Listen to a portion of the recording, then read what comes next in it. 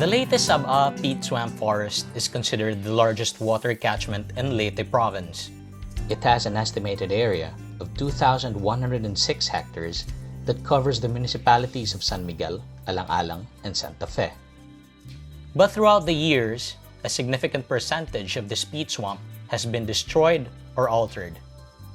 Under the development program of the Leyte Sab-a Basin Development Authority in 1970 and the national government's Comprehensive Agrarian Reform Program, or CARP, in 1988, some areas of the peat swamp were drained and converted into farmlands and roads.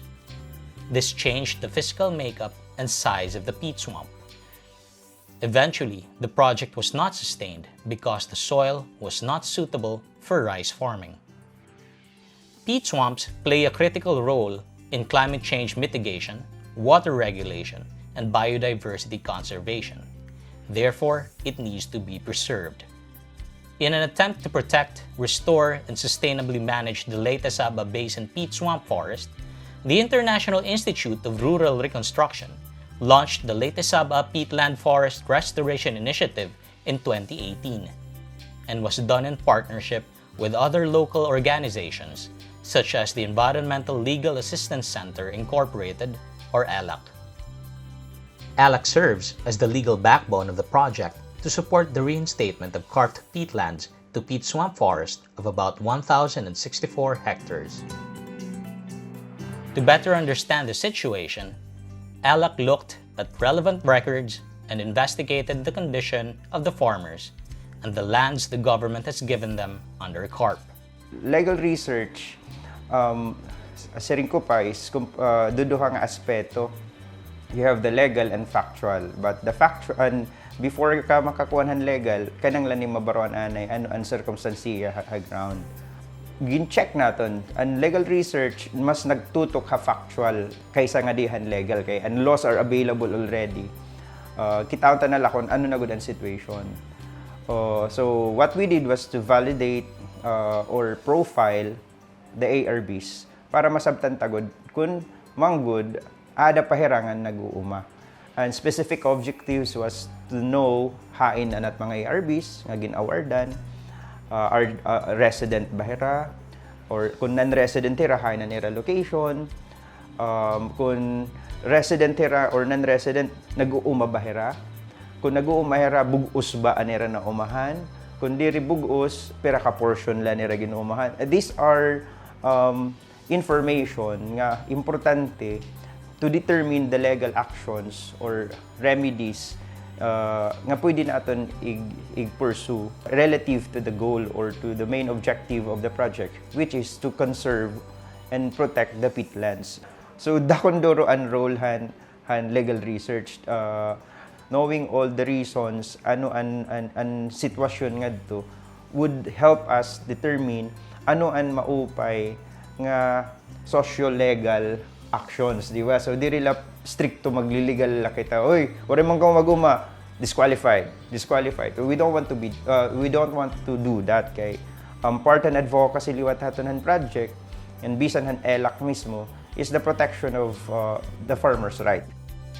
In order to secure the validity and accuracy of the study, paralegal researchers used various methods to get the data needed for investigation. First, of course, is the secondary data gathering. It's same as other research na ginbubuhat and qualitative research method tools. You go to the offices or line government agencies nga, may dahiramang information nga mo ginbibiling. So, of course, DAR, kaya hiran may master list ano. So, and kanina, we wanted to know hain ini nga mga farmers, residente bera or diri, nag-aano nag-umahira. So, anong bubuhatan? So, it's now the primary data gathering, pinaagihan of course, key informant interviews or key informant surveys na miling ka na hindi mapapakayanhan. Ang mga barangay official, ang mga kapitan, konsihal, kagawad, usagya po nila nga mga beneficiary hito nga kuhan itong handar. So, hiraan na mo na himo nga key informant kay era manggudan maaram kay mga barangay official. Na-identify namon ang mga naukoy nga beneficiary didang barangay tapos ang mga diri luwat naukoy didahan barangay. Tapos andi liwat kilala ang mga sinisiring na unknown nga mga beneficiary waray gud diya nakilala.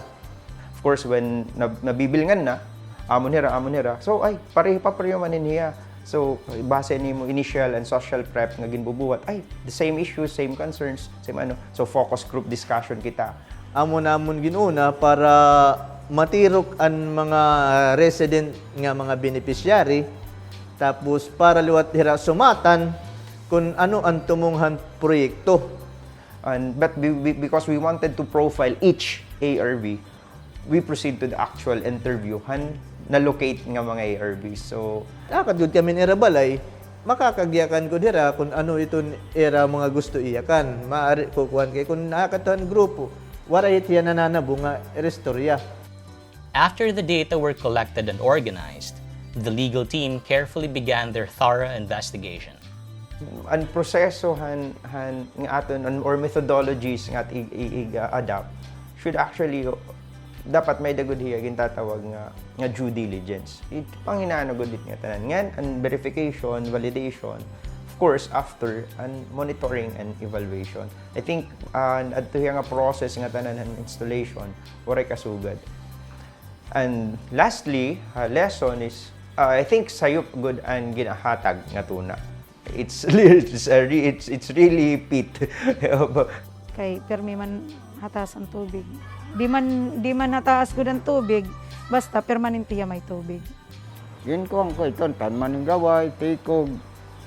Pag ginastuhan namon, waray man ito nabalik nga gasto.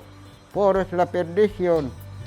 I think I could safely say nga ang kaurugan mga farmers nga na-interview, particularly those nga diri nakaka-cultivate, willing hira mga programa nga makakapa-improve peatland, mari-revert nga and iba nga nis bagan okay la ira kon i-revert or as long as there will still be there to be consult nga makukonsult talaga pera nga mabubulig lagi pera teristorya. Nga, kunwari kung may itong problema, kay to yung malita ako nga wala kitong baga magkinuan itong nga tuna. Kaya ang kamaturan, bang kitong nga na pobre dida kung ginastuhan ko iton. Kay okay leta amon kay di man kami to dida nakakagtrabaho gihap. The analysis from the legal research will be used as basis to establish important legislation and recommendations for local stakeholders and the government. And third year pala, nakita na kita nga may dakita mga 40+% nga pwede na i-subject for the reversion process. So the first process is as per agreement is we will file a petition for exemption para exclude na hiya coverage han CARP. Kung may dati mga land titles nga involved, a petition for cancellation of the clause will follow. The diretso na hiya reversion process which is DNR liwat. So, ang duha nga petition is under HADAR, but this would involve the farmers themselves. Gusto lat natin gihap nga mabulig hirahan decision making. So, what we did was to categorize the ARVs based on era profile or circumstances. Pinaagihan natin mga data kung gagamitin lang nila, ma-follow na ang programs, implementing programs, or other development in mga programa, LGU level nga di HADAR, nga di DNR, kung ano ang mas maupay para han konserbasyon yan, protection, hanaton peatlands later on. The findings and recommendations derived from this legal study and other scientific studies will support the government in developing plans and programs to sustainably manage and conserve the peatland ecosystem, while also providing assistance to agrarian reform beneficiaries and the entire community surrounding the peatland.